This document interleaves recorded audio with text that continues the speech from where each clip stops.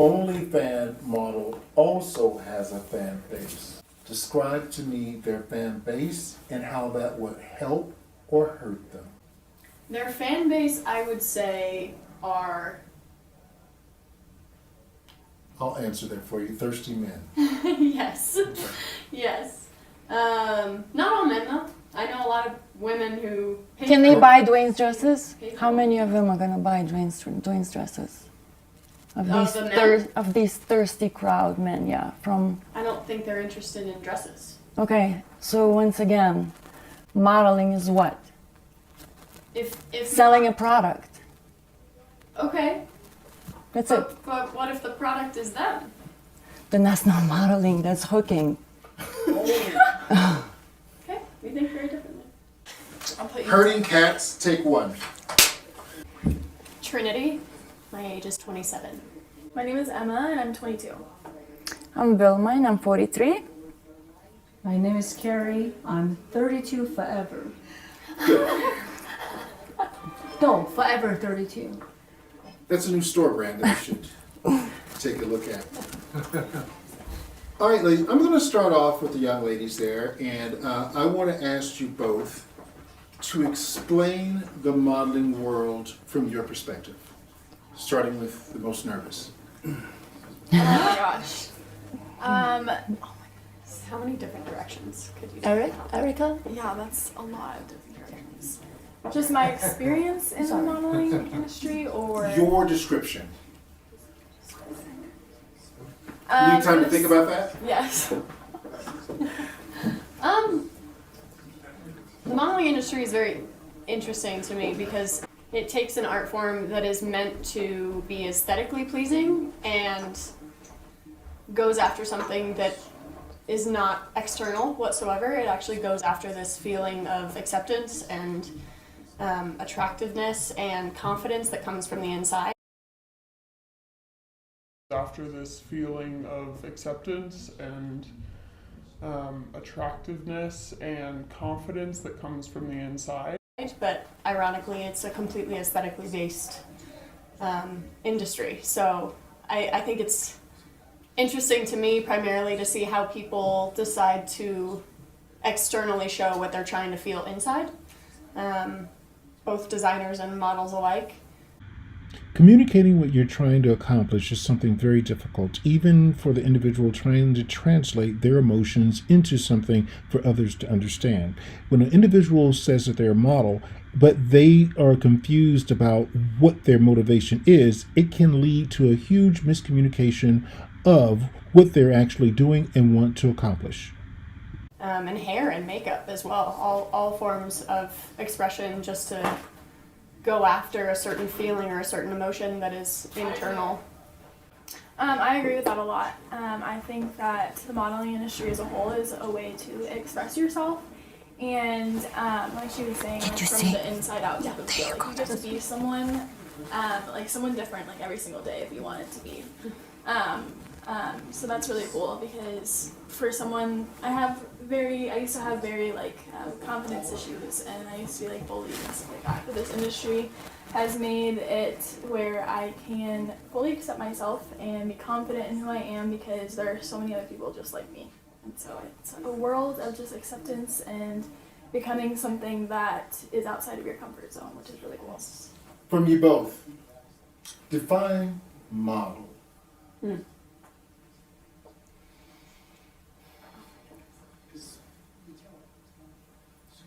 I mean, if you look at the definition of like a role model, a model is someone who is showing what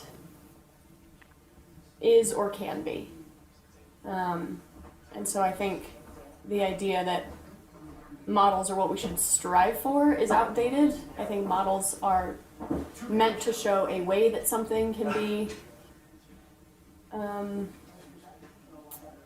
expressed on one person's body, in one person's idea. And so I guess a model to me is anyone who is able to kind of provide inspiration to those who they are role models for. I like that too, a role model. Because when you're modeling, you are, like everyone is like looking at you and looking at what you're modeling. So to me, modeling is, yeah, like she was saying, just like a role model, like how you. I'm totally not remember words. It's okay. It's okay. Yeah, it's just a way to express yourself and a way to. I don't know. I think I'm gonna stick with role model. Mhm. Yeah. Carrie, Yes. That's a hard question. define model. First of all, how many years have you been in the industry? Going on 30, I think. I define model, I take it as a career, as a job, right? So being a model, first of all, there's a lot of problems right there. It's like a lot of times when you have I call that a mature model, they coming to this job and then they realize, they just thought, okay, I can walk, I can run, I can walk a runway, I can take a picture, I'm a model instantly, which is totally wrong. I'll tell you what is model 101.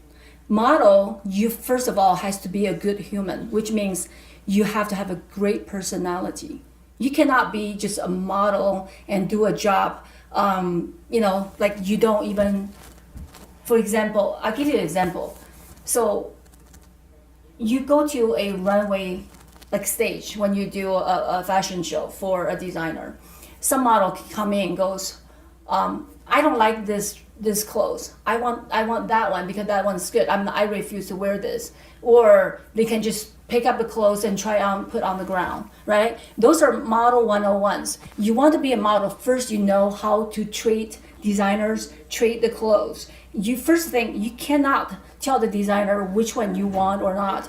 And secondly, you cannot treat the clothes like a garbage because those are designers' time, effort, talents, everything. And then you cannot just go there and trash everything. So being a model, I tell you, is one sentimental thing. You got to be a good human, behave right, and treat that as a job. And you be paid for, or even not being paid for, you got to do it seriously. So that is the first thing, right? So a lot of people don't understand. They just go, oh, I know how to walk the runway. I know how to do a photo shoot. And then therefore I'm a model. No, far beyond that. So let me ask you something about that. Where did you learn this? Give a little bit of background of where you came from and the magazines that you've been in when you were in the modeling world. Well, when I gather all those experiences, when I was probably younger than you, 17, 18 years old, right? You start doing modeling and nobody really train you. There's no school to train you how to be a model, and you have to pick up everything yourself and looking around, see what people do, and then what people the behavior, per se that, and you gather those information. Some people, they model when they were younger and then they give up and they do something like, rather than modeling, they have kids and they go other things, they're doing other things. But I like being behind the scene. So I was in front of the camera, I was in front of the runway, I did all that, I knew, right? So I like to choose to be producers, to be directors. So behind the scene, then you gather all the information, gather all the experiences, and then I train models.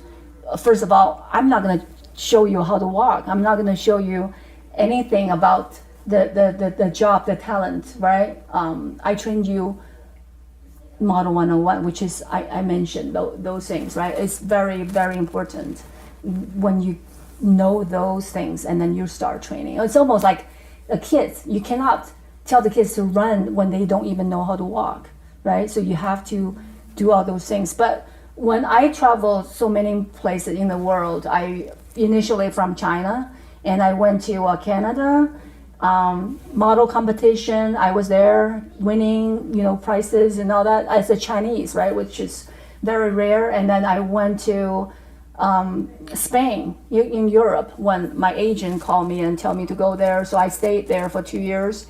And I went to China, opened up my own company, advertising and modeling company. And I went to, I went to US, which, I'm here, and then starting my own company, and mostly is advertising or modeling. So, so right now I have a production company doing producing for designers for runways or commercial, for New York Fashion Week and all those things. So, magazine. I was in Spain, a couple of magazines. I don't even know. I forgot all my Spanish. I was there. I spoke, I think, some Spanish, right? But totally forgot. It was a long time ago. So some Chinese magazine. I don't even know names. But recently, I haven't really, tried to get to magazines in the States because to me, it's not the point of you getting old or anything. I want to be behind the scene.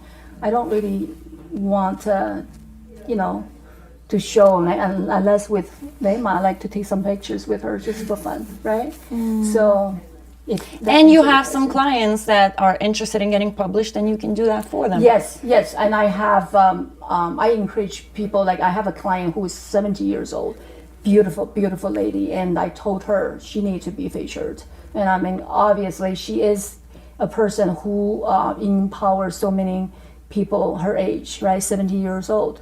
And I took her to international model competition. She won not a lot, but 5 awards. That's a lot. So those, just examples. Yeah. Vilma, what is a model? A model is a coat hanger for somebody else's product. A model is someone who needs to be there for somebody else, and it gets twisted. Especially in the United States, where a model is a professional selfie taker. Every morning I get up, I take pictures, I give myself a title, a model, I go on and I make everybody believe I'm a model. I have no idea about modeling whatsoever, but for example, really quick, we have fashion shows, and backstage, models got the makeup done, right? We have the makeup artist. And then in the bathroom, the girls are starting to take off the makeup, starting to correct the makeup. And I understand it's fast. Runway shows are fast. Makeup is fast, and we don't like it. But still, you cannot go and start removing makeup and start doing it yourself, because a designer has a vision. And yes, sometimes designer doesn't even see the makeup, but designer has directions to the makeup artist. The makeup artist does your makeup. You're not allowed to go and remove it. If you walked for me and you did that, you're going home. You're not even walking. So that's just disrespectful, and there's just some rules that you have to follow. Ladies, define model. They already did. No, I Go did. again. Has anything changed your mind? Has any, try again for me. Well, I really like what you just said about being a coat hanger for somebody else's design. That stuck with me. I was like, wow. That's very true, because you're there for somebody else. And I just want to say something. Let's look at Dwayne. What is he trying to do? He is trying to put together something for women that is very empowering, because he gets therapy from that. oh yeah, And that's his idea. yeah. Someone else coming in, changing that to fit their narrative is really not fair to Dwayne. Oh, not at all. That is so unprofessional. I would never do something like that. So yeah. And great. So tell us about the most happy thing, situation, scenario in the modeling world for you. The most happy thing in the modeling. That made you like, oh my God, wow, this is... The biggest high, The biggest high. euphoria. Every time I step onto a runway. The biggest show that I've done New York Fashion Week like 4 or 5 times now. With Dwayne? No, with Which show? well, this last season I did 4 shows. I did King Lee, Stevie Boy, Ellie Boulay, and then Anthony Rubio. And I always walk for Anthony Rubio, and I've been working for him for a while. Good friend of ours. So how many times have you walked for him? For Anthony, Yeah. including LA Fashion Week, I've walked for him like 6 times. When did he shoot his show? What year was it? Oh, we shot his show. There was one in LA and one in New York. Yeah, the one in New York. And he did and also at For Society. Pier 59, when Dove was showing her stuff with our leggings. Yes. He was there too. We know Yeah. we're going to be filming for him this year as well. We're doing Oh, a okay. show for Anthony, and We're we making actually him have some doggy leggings. Doggy leggings. And No, yeah, Anthony and I are really close. so, your biggest euphoria. Kind of. In terms of euphoric experiences, Paris Fashion Week. In terms of euphoric feelings, I love getting to look at a designer's face after we've come off the runway, because it's the first time that they've seen something get brought to life. It's something that they hold near and dear to their heart like a child, and they work on it and pour their heart and soul into it, but they don't see it move. They don't see it physically move and be brought to life until you put it on. And I think probably my favorite part about runway shows is coming off stage and seeing the face of the designer and how euphoric it is for them. You're 27 years old. Someone just getting into the industry, what advice would you give them? I could not agree with that anymore. I was telling Trinity earlier actually that when you show up to a set and you have a negative attitude, those people are never going to want to work with you. ever Sure. again. So you need to be yourself, and you need to have a positive attitude, because a positive attitude is going to go a lot longer way than you being a diva or like messing up your makeup or complaining. You're there to support the people around you, and if you aren't, then no one's going to want to work with you ever again. Love it. And how old are you? I'm 22. If you wanted to change something in the industry, what would it be? Ooh. The sexism. Modeling is what? If Selling a product. Okay, That's it. but what if the product is them? Then that's not modeling, that's hooking. Showing your body in a way that creates the thirsty male hormones to be pointed at your direction, you're going to have this issue. Basically, what's going to happen is that you're going to have one guy that you're going to accept because he physically, optimally looks in a way that he can get away with this. But the guy sitting right next to him, he could probably get brought up on some type of sexual charges. So it's very difficult to control this if you are placing yourself in a way for men to look at you in this way. And Define that. the unsolicited and unprovoked behavior that men often show towards women. And it's not always men towards women. Sometimes it's women towards men, to be honest. It can go both ways. It Give me an predominantly. example. And then with the age of social media comes waves upon waves of, again, unprovoked and unnecessary messaging and comments and things that, again, we don't need and we don't ask for, and to a level of inappropriate interactions that just don't need to be had. Carrie, what would you change in the industry if you could? If you had a big magic wand and you can go poof, what would it be? Well, we're talking about the innovation and creativity. So, you know, time changed, everything changed, fashion changed like really rapidly. So I just thought nothing is going to be like old-fashioned or it has to be this way or it has to be that way. And there is so many ways of doing fashion shows or, you know, campaigns or all those things. For me, I'm excited to see different way of happening in the fashion industry. For me, anything new is exciting. I'm looking forward to see. So let's just make some change. Got something. What would I change and what do I love about it? I love about it that the change is happening because it's opening possibilities and opportunities for more people. I come from the modeling where it was maybe 100 very well-known models and the rest of them just had to dream.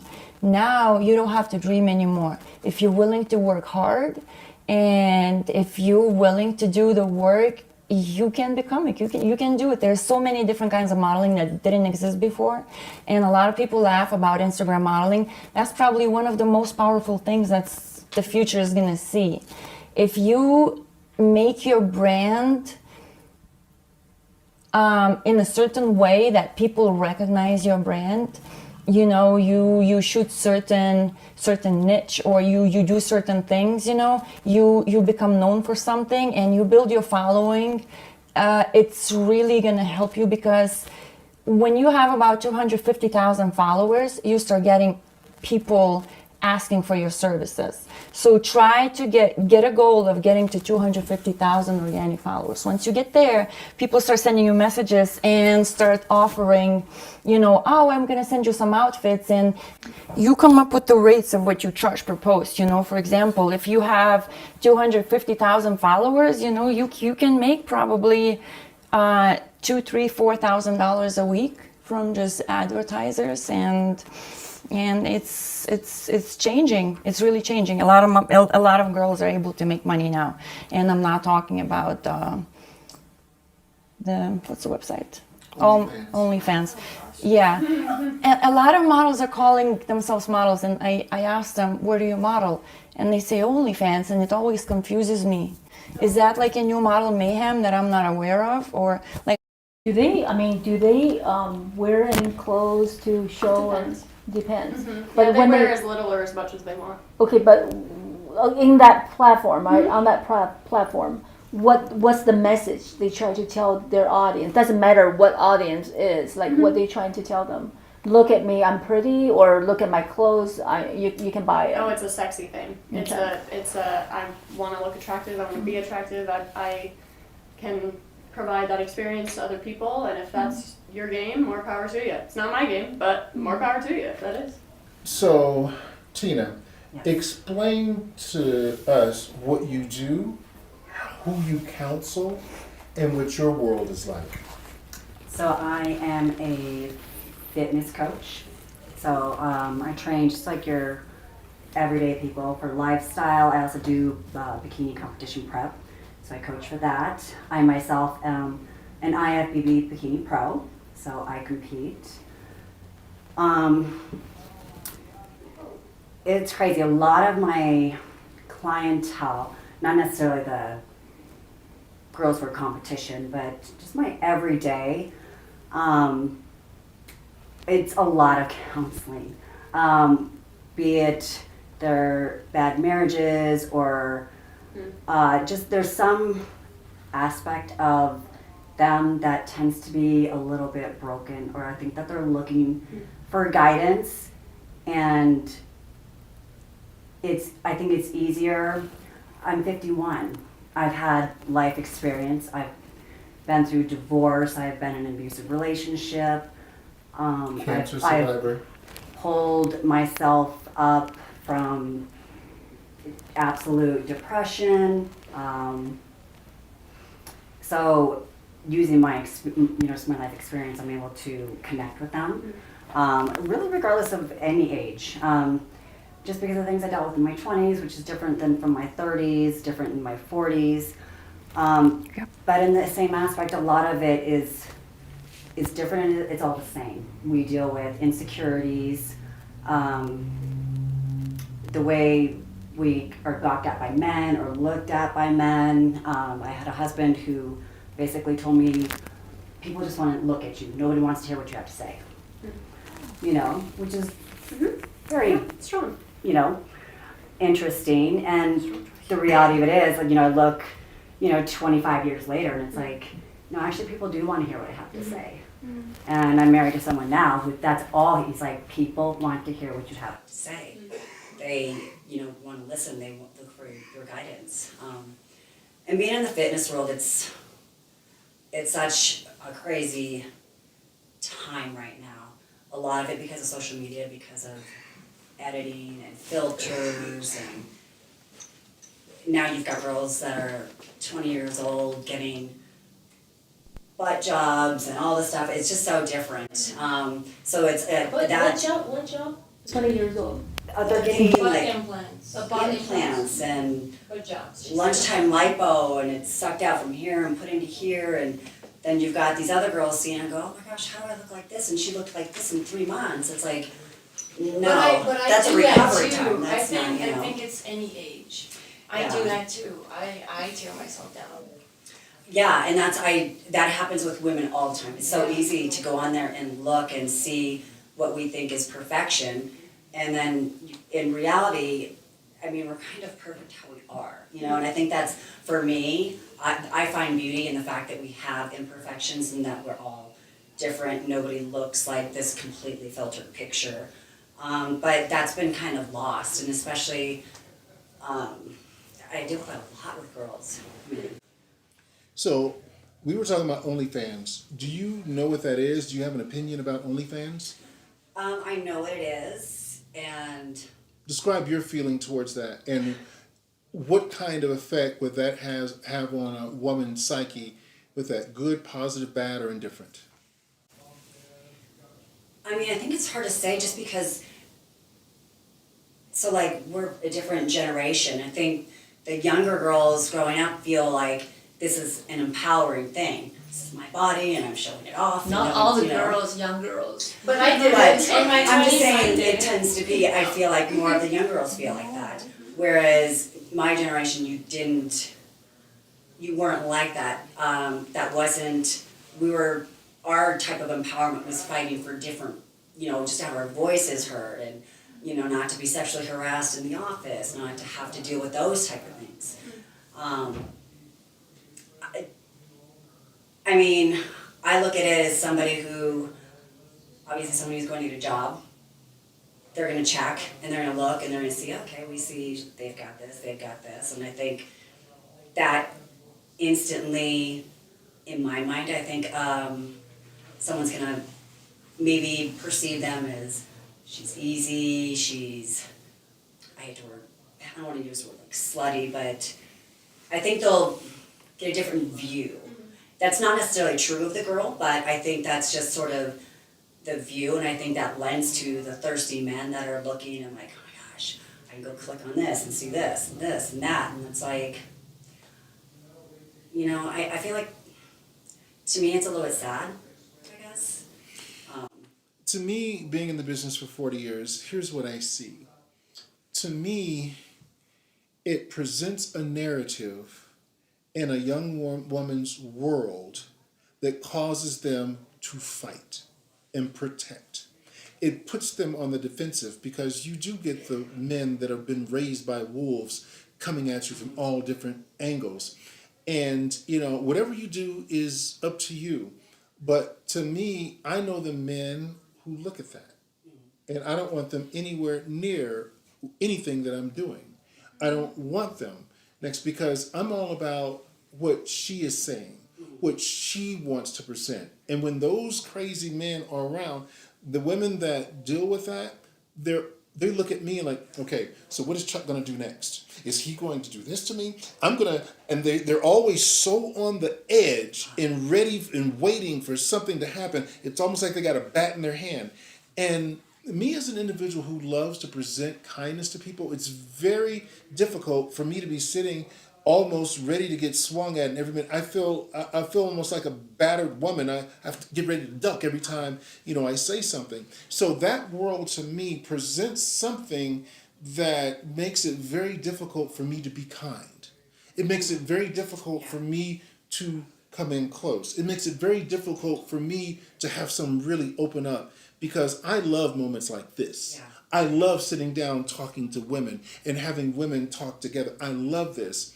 And, you know, when I get that OnlyFans male audience, thirsty male look around, it totally changes my whole, you know, environment. And I can't.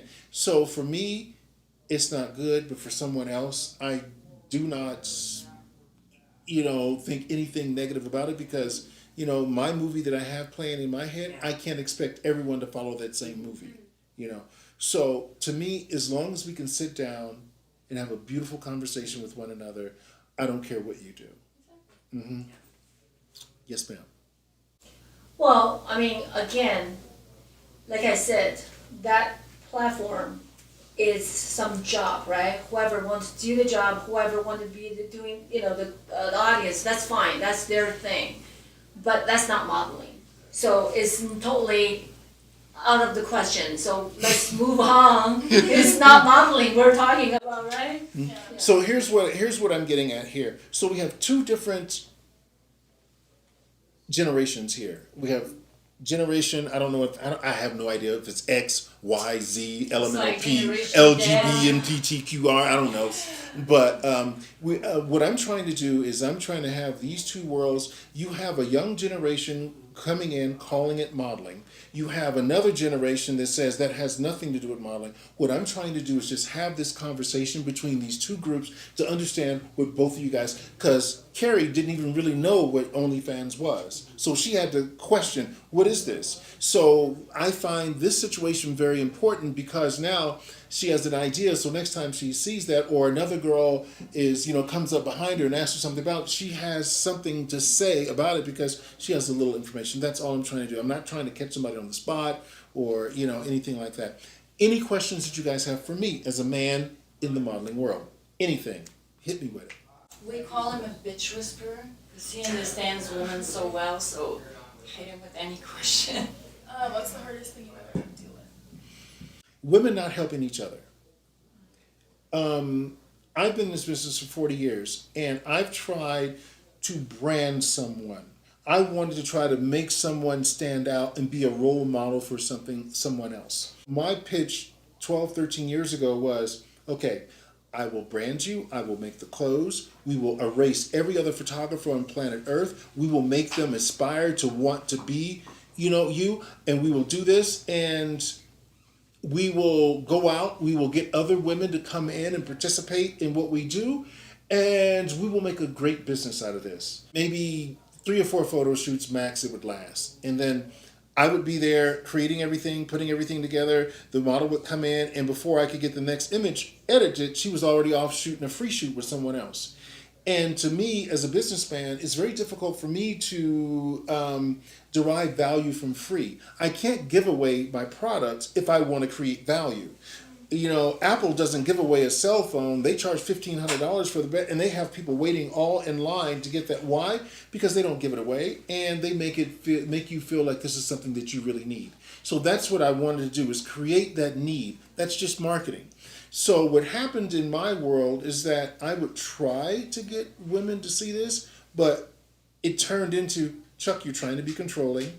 This is something I should be able to do anything that I want to do. So when I found Vilma, she did that. She stopped shooting with everyone. Good. Then she started asking for $600 a photo shoot. She got it. People start calling her. $800 a photo shoot. She got it because no one else could shoot her. She made herself unavailable to other people.